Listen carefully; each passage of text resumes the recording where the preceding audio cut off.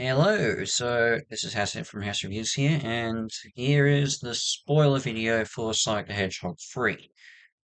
Yeah, I should mention, I don't think there's going to be as much spoilers as when I did the Sonic 2 video, but there is still a fair bit to talk about with this. Though, I don't know, this might seem a bit, there's already been enough reveal about spoilers when it comes to clips showed on YouTube and online about well, in particular, the mid-credit sequence. But, I've got some things to say about it, obviously. Um, but we'll get to that when we get to that. Of course, if you see my video, my spoiler-free review, I really enjoyed it. Sonic 3, going. So, and, I'm not going to go full on to all my points of discussion with the review here, but with the sole exception of one plot point I mentioned when I mentioned about my criticisms. But that's when we get to the mid credit. I talk about the mid credit sequence. But in the meantime, let's just get started. In terms of spoilers, I guess the first one, which isn't technically really a spoiler because it was advertised in the trailers, but the Chow Garden sequence in Tokyo, that is interesting, as I think it basically deconfirms one theory about potential storylines and plot points with future films. Because as you know, I mean, Chows are mythical creatures in the Sonic the Hedgehog universe, and this is basically like one of those animatronic. They basically go to like an animatronic clubhouse or something like that you see in Japan, and using Chow is probably the best thing they can do. It does, however, deconfirm, and this also confirms with the Master Emerald and everything. I think it's basically then we're not gonna. This basically confirms we're not gonna see any Sonic Adventure storyline with Chaos and the Chow. I don't see that happening because let's be fair. Every time that the Master Emerald has been broken over the last two films, you don't see any liquid come out of it because, as you know, Chaos was sealed in the Master Emerald all those years in the past. So that's basically one thing. I think it could also comfortably confirm that with the Chow Garden. I don't think we'll ever see Cream the Rabbit show up in this, and she's probably a forgotten. She's one of the most underutilized characters in the Sonic the Hedgehog universe anyway. But considering that Cheese, the main source of combat is her pet Chow Cheese, I don't know. I just don't see it happening. And for what it is, if they can work around it, that would be cool. But let's be fair, I don't think anyone would really care if she didn't show up outside maybe a cameo or something in the background. I mean. A lot of us are hoping that they eventually go back to Sonic's world that we briefly saw in the opening of the first film, so maybe that's where you can include it. I don't know. But no one's really interested. I don't think that many people are interested in seeing her. But also in this sequence we witnessed the Gun Commander getting killed, and his death is probably one of my biggest criticisms with this film, because as I said before in my original review, the Gun Commander is very tied to Shadow's backstory, and while they work it around a little bit here, especially when it comes to his relationship with Maria, because that is also part of it. His and to be fair, with Maria's death, it is handled differently. Is that instead of actually getting shot by a gun soldier, she's actually the gun soldier. Thanks to the gun commander's quick timing, ends up shooting some sort of vial or something, which causes it to explode, and the resulting explosion kills Maria right in front of Shadow and Joe Robotnik's eyes. And the Commander Walters, which is the commander's name in the movies, sees it. With that, you kind of have to wonder if he actually saw what happened and he knows who actually is mainly responsible for Maria's death. Why does he feel the need to seal Shadow? Okay, yeah, Shadow's grief-stricken, and but yeah, it just doesn't seem right to me. I'm like, and to be fair, I think he still needed to stay alive at least till, well, actually, the fight in the gun headquarters in London. That's when I think he could have died, or it should have been they should have waited to kill him off. Because it just feels right. Because they're, getting to that point, instead, in that position after escaping from, after failing to get the key to, to get into the space colony to get a hold of the Eclipse Cannon. It's not actually, in fact, the Eclipse Cannon isn't actually referred to as the space colony arc. I don't think, but yeah, when Sonic, Tails, and Knuckles fail to get the key to the Eclipse Cannon, Tom, aka James Marsden, disguises himself as a hologram of the commander to get the key back. Shadow sees Tom in his disguise and thinks that's the commander and attacks him.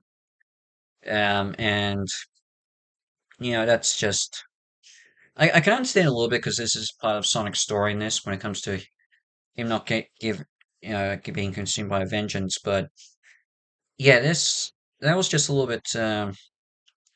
I just kind of wish they could have had the commander show up there, and then get killed off by Shadow. Just that makes more sense to me and is a better outcome.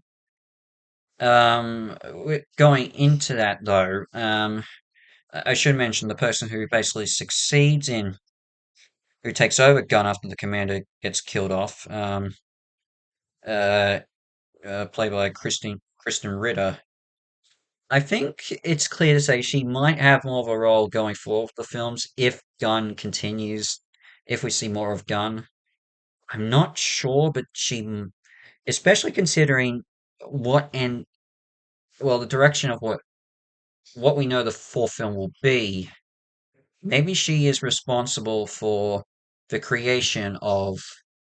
Well, actually, I'm not going to explain it yet, but I feel like there's probably more still with her, and depending on Jim Carrey's future with these films, that might be we might see what her being the main source of conflict in the fourth film. But we'll get to that later. Yeah, because she obviously doesn't trust Sonic, Tails, Knuckles, Shadow, and yeah. But yeah, it just seems like that could be the thing. That could be what happens. Um, yeah. But anyway, well, with Tom injured and and almost killed, Sonic is driven to vengeance and pushed away Tails and Knuckles, steals the Master Emerald and turns to Super Sonic again, which does answer one of the questions in the second film that when Sonic released the Chaos Emeralds after being the Death Egg robot. People were unsure if the Chaos Emeralds uh, where the Chaos Emeralds went, whether Knuckles used them to put them back into place when he repaired the Master Emerald, or whether they ended up in somewhere in space. And this confirms that the Knuckles did grab the emeralds after Sonic let them go. And we get the Super Sonic versus Super Shadow fight, and this was pretty cool because it's never happened when Sonic and Shadow both enter their super forms in the games. They've never actually clashed with each other. They've just used their powers to assist one another. And you see, this fight was actually pretty cool. I wasn't expecting, and it was just good to see. It's also with when Shadow eventually switches sides, he uses Chaos Spear, and that was cool to see. But we don't see Chaos Control. That was a little. I was a little let down by. I see Shadow say Chaos Control, and especially, and here Keanu Reeves actually say the line better because if you have played the Tokyo level DLC for Shadow Generations, you would know that Keanu's performance, and it was hit and miss. And when he says Chaos Control at the end cutscene, I'm like, yeah, really, that was a little bit bland. Chaos Control.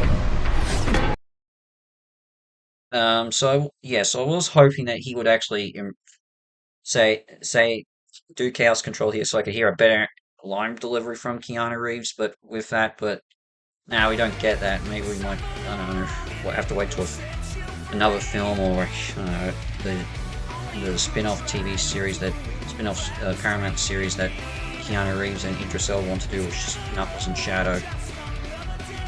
We'll have to wait and see.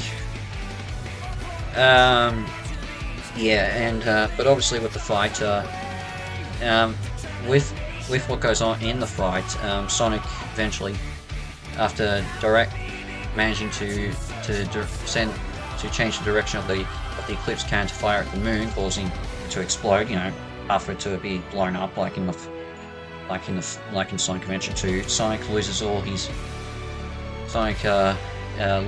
power and reverts out of his state, his super form, and starts falling down into through Earth's atmosphere, only to be saved by Tails and Knuckles.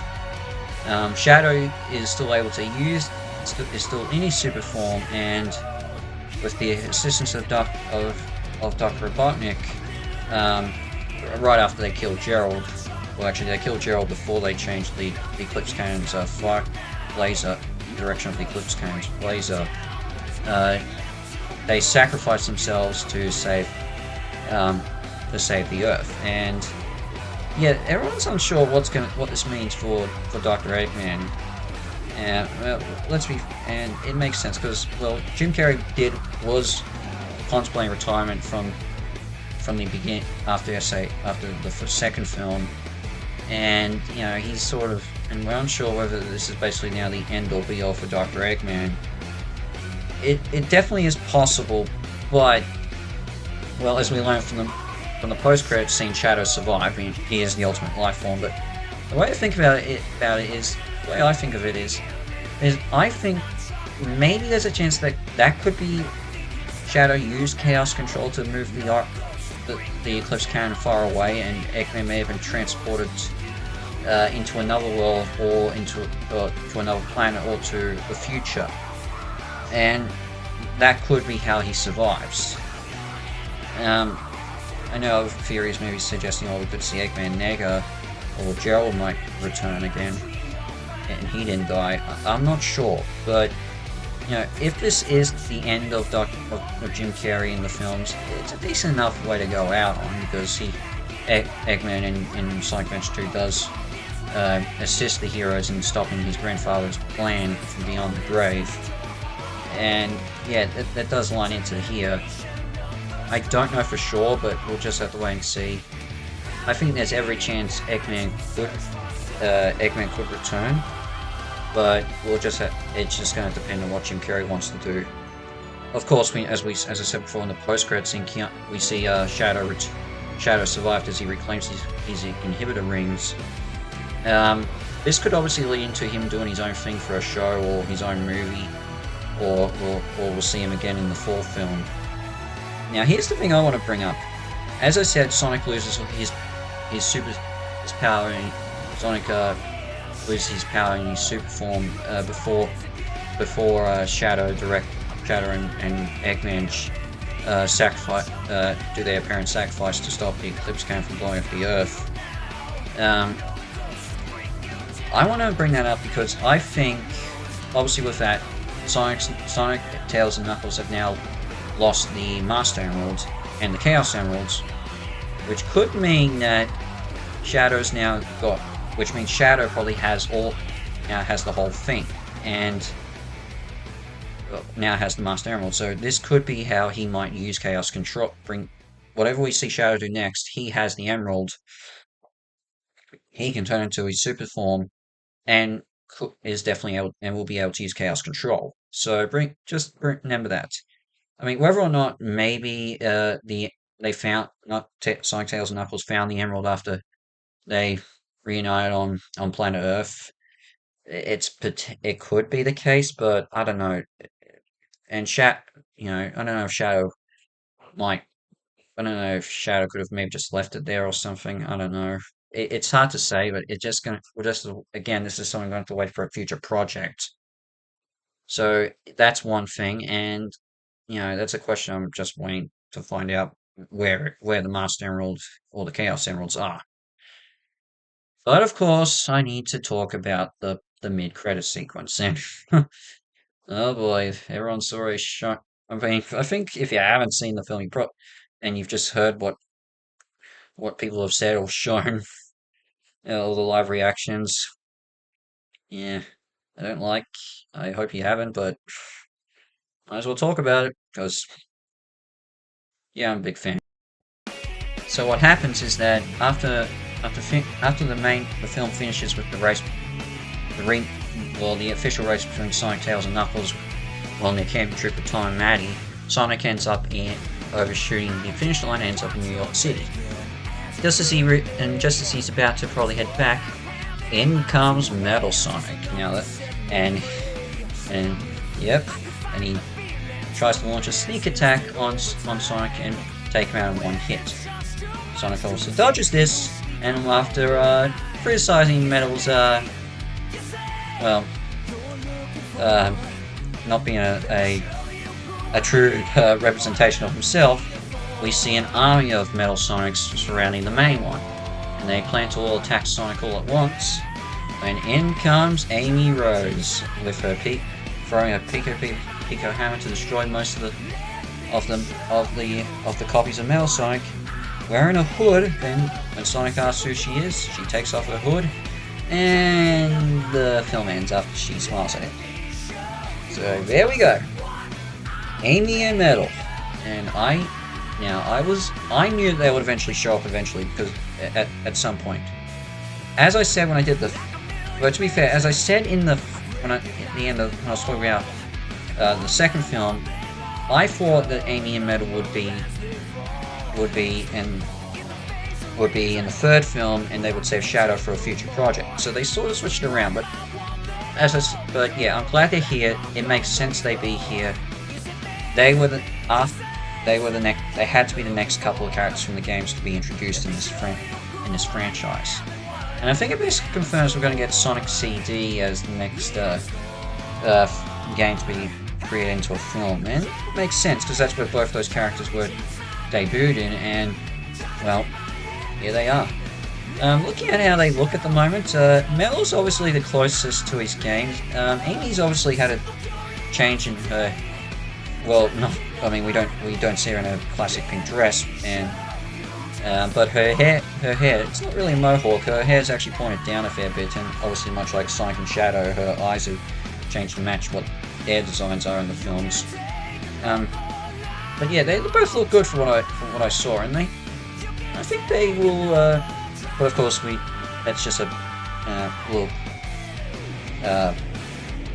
this won't be their full-on. We won't see a full-on design for them until the fourth film, or if they're in a TV series.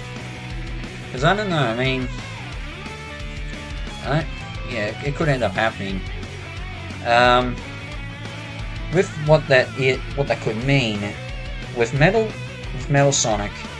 Now I'll get to Metal Sonic later, but with Amy, I think it's obviously clear that she knows that she's probably come to rescue Sonic in a bit of a role reversal, because in Sonic CD, Amy was the damsel in distress that Sonic had to rescue. So it's obviously a role reversal, but I reckon in this case she's obviously going to warn Sonic about the Metal Sonic attacks, and whether he's actually framing him for crimes or something else, and potentially not only having to rescue Planet Earth, she'll have to convince Sonic, Tails, and Knuckles to go and stop Metal on their home planet, or hers, or whatever. So basically, this could lead to us returning to Sonic's home planet. We could actually see a full Green Hill Zone for a full, close to being a full film. With Metal, though, this is where things get interesting. As you know, he was created by Dr. Eggman in the games, and I think it still is possible if Eggman was teleported to another planet, or ended up in the future, that he was able to create Metal Sonic, most likely using the quill he got from Sonic, or maybe both quills, because he gets a new one in this one, and potentially for after Gerald's death, he gained access to Shadow's quill that Gerald had, and could use those powers to build Metal Sonic and all these potential copies. The other possibility is that with Kristen Ritter's character, the second Commander Gun. Obviously, as I said, she doesn't trust Sonic and his fellow Sonic, Tails, Knuckles, and Shadow. Maybe she has built these Metal Sonics and is launching out and is using them to attacks to go after Sonic. That is the other possibility, and that could end up happening if Robotnik is dead and Carrie doesn't want to return. I think it's possible in both scenarios.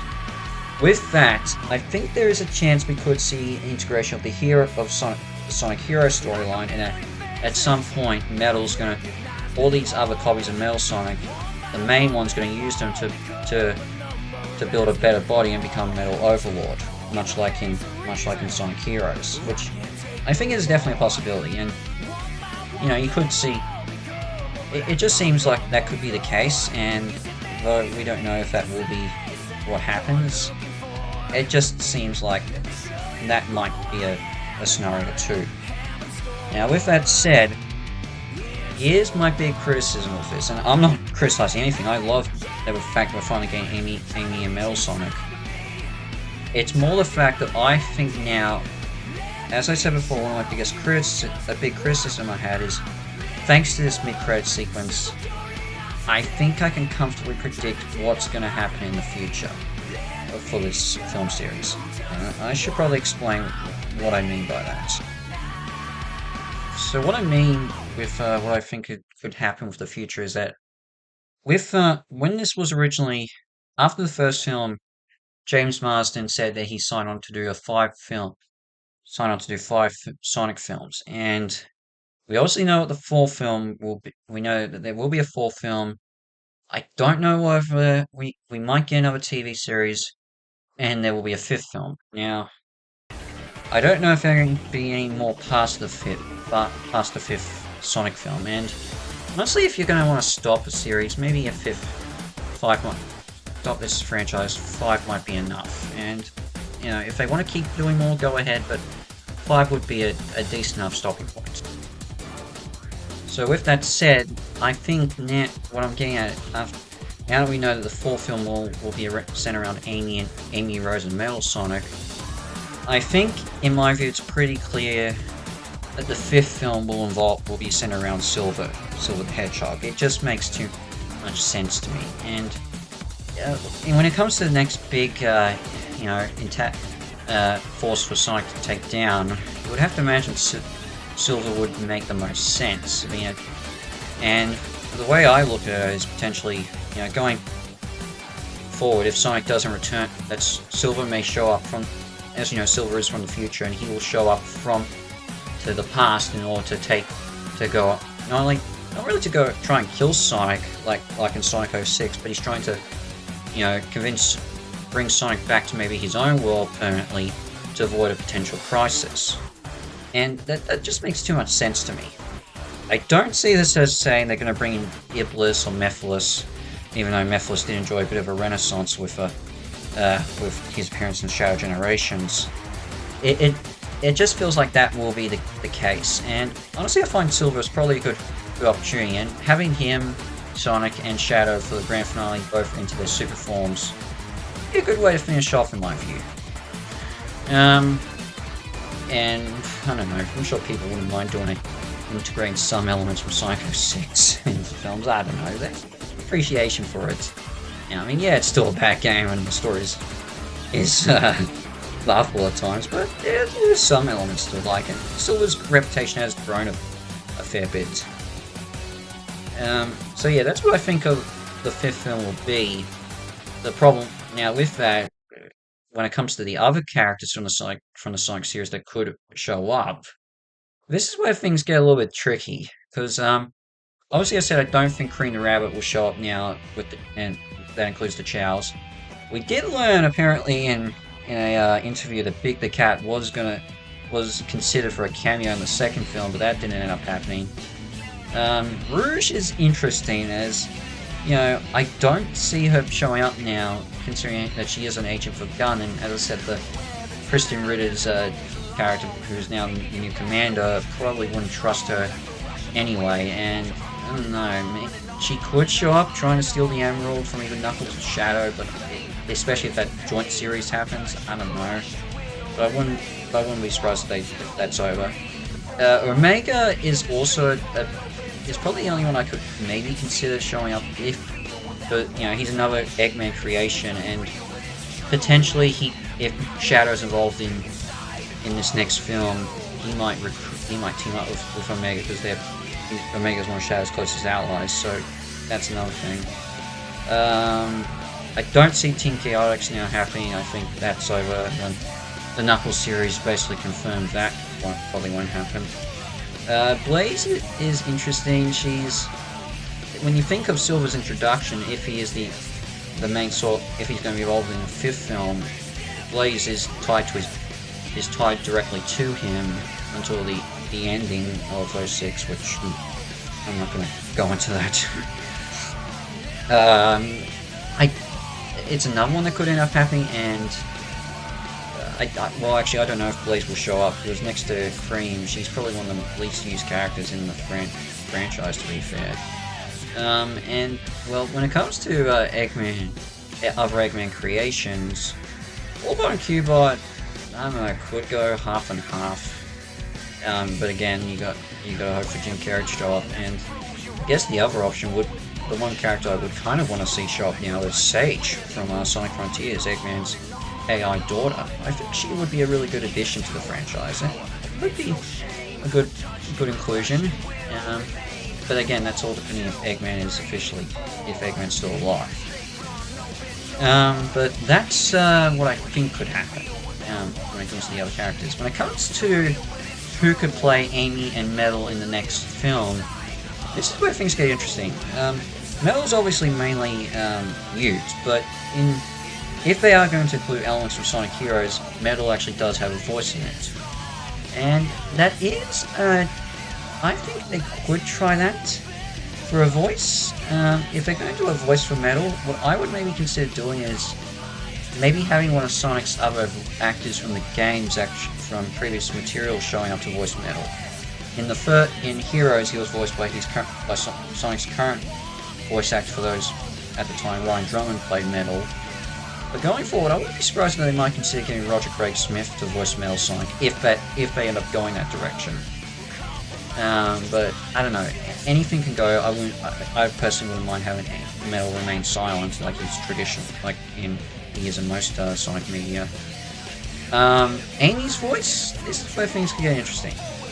Personally, I would like Amy's voice in the games currently, Cindy Robinson, to return. I think she's my favorite Amy voice actor, and I would personally want to see her return. And even at the moment, Colin O'Shaughnessy is the only actor from the games to return to voice the character in the films, and I just think Cindy Robinson it'd be good to see Cindy Robinson return to play Amy as well in the films. If you had to get a celebrity to play her, this is tricky. Because I don't think there's any, it's hard for me to pick who would be a good choice to play Amy if you had to get a celebrity. The only two I can maybe see as good choices, and both of them are technically involved with Marvel. One is Haley Steinfeld, but the main one I think could work is Iman Vellani. I think after watching her